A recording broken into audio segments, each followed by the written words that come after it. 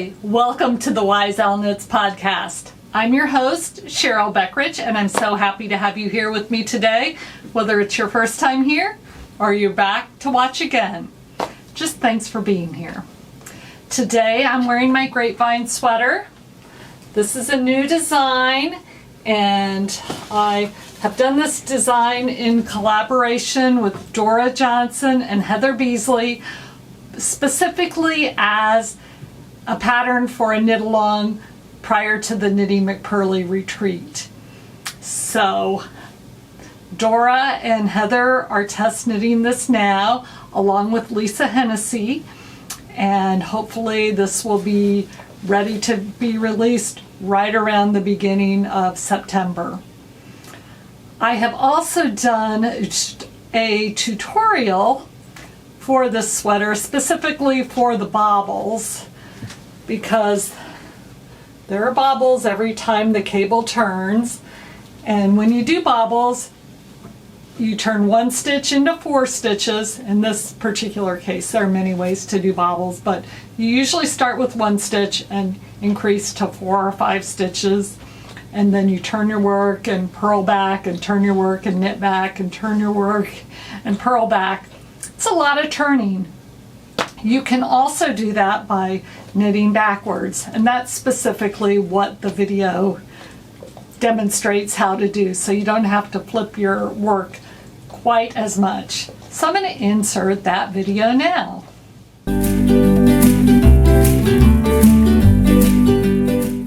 Hi knitters! Today I'm going to show you how to work the bobble on the grapevine pattern. This is the grapevine hat, but there's also a grapevine sweater. When knitting these bobbles, because they're short little amounts of stitches, if you can learn how to knit backwards, it prevents a lot of turning your work back and forth over and over again for just a small number of stitches. So to start the bobble, we knit into the front and the back of the stitch twice. So knit into the front, we knit into the back, knit into the front again, and then knit into the back again. So we have turned what would have been 1 stitch into 4 stitches. Now we can turn our work and purl these stitches back, or we can knit backwards. So to knit backwards, you take your left needle and you insert it into the back of the first stitch, wrap the yarn around, and I hold this yarn with my left hand, my middle finger of my left hand specifically, and pull that stitch off. So 1 stitch, knit backwards. Again, insert the left needle into the back of the stitch, wrap the yarn around, hold it with my left index finger, slip it up and over. We'll do that 2 more times.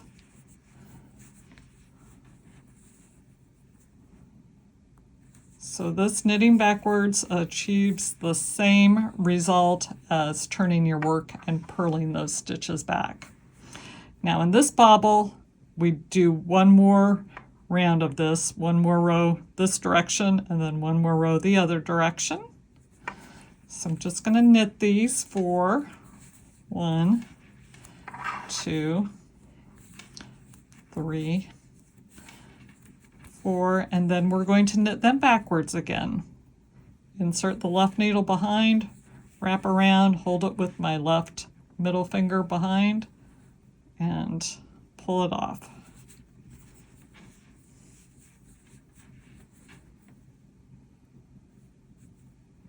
I have not tried this with continental knitting, but essentially it's going to be the same process. You might just have to finagle how you hold your yarn.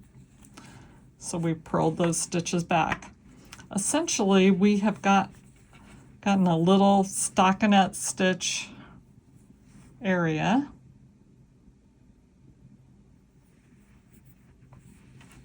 And now we're going to finish our bobble. In this bobble, you slip the first 2 stitches knitwise, knit the last 2 stitches together. And then we're going to pass the 2 slip stitches over. And we'll do that in one motion. So we insert into both of them, pull them off, and now we've got a bauble. That is how you knit backwards to make your bauble on the grapevine pattern. Thanks for watching. See y'all soon. Bye. As you saw in the video, I did a hat in the grapevine pattern too. Did this hat, and this is the hat that I used in the tutorial. It's also the hat that I did for Shark Week, which I'll talk about a little bit later. But after I completed this and didn't get bitten by the shark, I decided that there was more space than I liked between the cables. So I redid the hat, also completed during Shark Week, with 5 cables rather than 4 cables. And this is the version that I'm releasing. I like the top, so the cables all come together here at the top. I also like the top of the original hat, but elected not to do that on this pattern because it required changing the beginning of the round quite a few times, and I wanted to make the pattern for the knit along a bit more accessible to knitters of all skill levels. So we'll save this for another pattern, and still like the top on this one. It's just a bit more straightforward. So that's the grapevine hat and the grapevine sweater. The grapevine sweater is knit top down in the round, and people are home now. Oh no. Okay, hang on just a second. Back again. I've recorded this, I think I'm on my 4th try now, and somehow I thought I had it all done and then the file got corrupted. So hopefully I won't leave anything out. I'm pretty sure I'm done with talking about the grapevine sweater and the grapevine pattern. We'll move on to Shark Week projects. So a lot of people knitted Sharky again, which was the pattern that I wrote for Shark Week last year. And then I was happy to see some hammies out there. Hammy is an easier pattern than Sharky was. Sharky is intarsia in the round. Hammy is 2 flat pieces that are sewn together, and then you add all of the fins. So Hammy and Sharky are out there. You can do those anytime you want, or you can do those for Shark Week next year. I will also be doing a new shark for Shark Week next year, and let me know if there's a particular kind of shark that you're interested in, and maybe that'll be my pattern for 2025. So comment below if you've got a particular shark that you'd like. Do you want a whale shark? Do you want a land shark? Something funny, something true to life. So let me know what you'd like. Next, what I am working on. I was going to go through all the particulars of Shark Week, but you've probably seen that.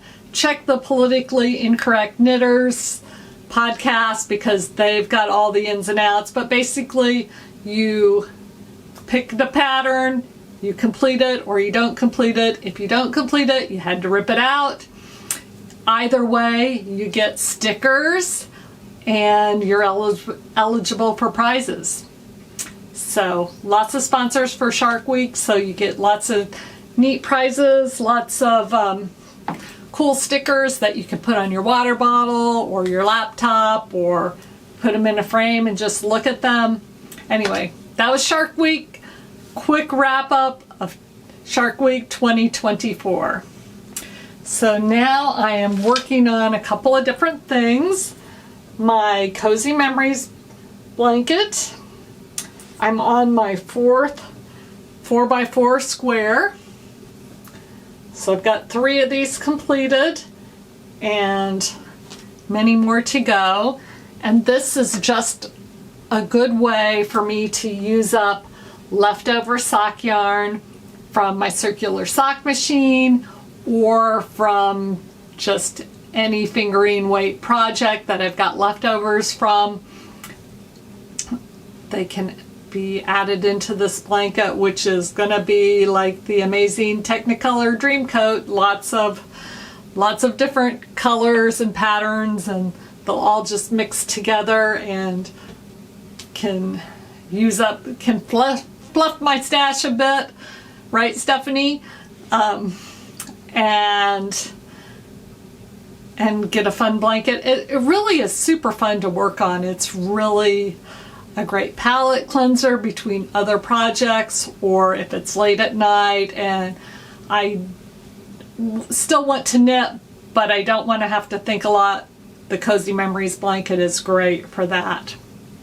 I have also been working on and finished an emotional support chicken. And this is my emotional support chicken. It's a MAGA chicken. It's for my brother-in-law who is in the hospital. Well, actually just went to rehab after a transplant surgery. So he's going to be there a little while, and I know they're going to be making him work hard. And this chicken will just hopefully be something to brighten his day a little bit. So that is what I have been working on and finished. I've got a couple of projects that are in the works, but they're design projects, and I can't show you those yet, but they are both colorwork sweaters. One is just a 2-color sweater, and the other one has, I think, 5 colors, maybe 4 or 5 colors. Guess that has been on hold for just a little while as I worked on the Grapevine sweater, so I'll need to refamiliarize myself with that and get working on that one again. I've gotten a few things. I got this yarn in June, or I ordered it in June when I was at the Hoosier Hills Fiber Festival. And this is some yarn from Fiber Seed, and it is DK weight in their sprout base, and the color is olivine. So kind of a tonal green. And I've got a sweater's quantity of this, so I'm not sure what that's going to look like yet, but that'll be in yet another new design. So that's fun. Also at that same festival, I got these cute markers. They're magnetic, like bookmarks. And you know, it's kind of hard to resist the stuff with sheep on it. Very cute. I also ordered, I didn't get these at the Fiber Festival. These are both from Katrinkles.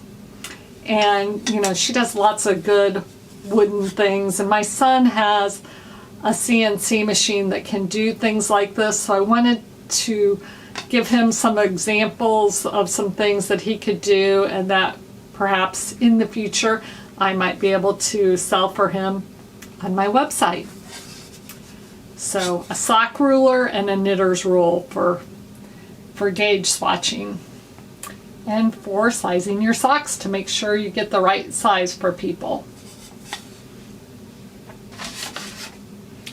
The last thing I wanted to talk about today was meeting online knitting friends in person, and I was lucky enough to do that this week.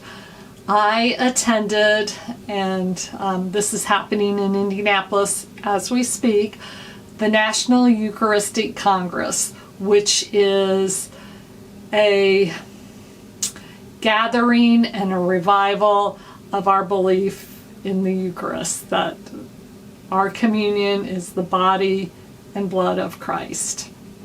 and there are 50,000 Catholics here in Indianapolis, and I was there on Thursday.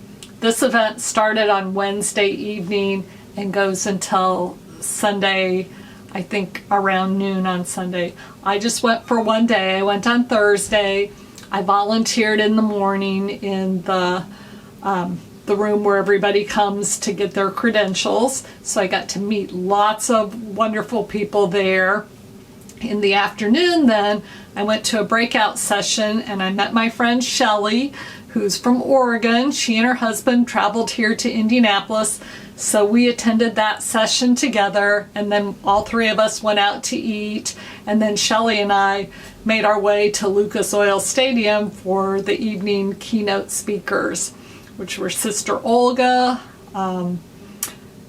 several different speakers that night. I think Lila Rose, who was a pro-life speaker, and she was wonderful too. And then the last speaker was Father Mike Schmitz. So I'm going to insert a picture of Shelly and I and a picture of Father Mike too. You see him on both sides on the big screen and him really teeny in the middle. We were pretty far away, but sorry about that.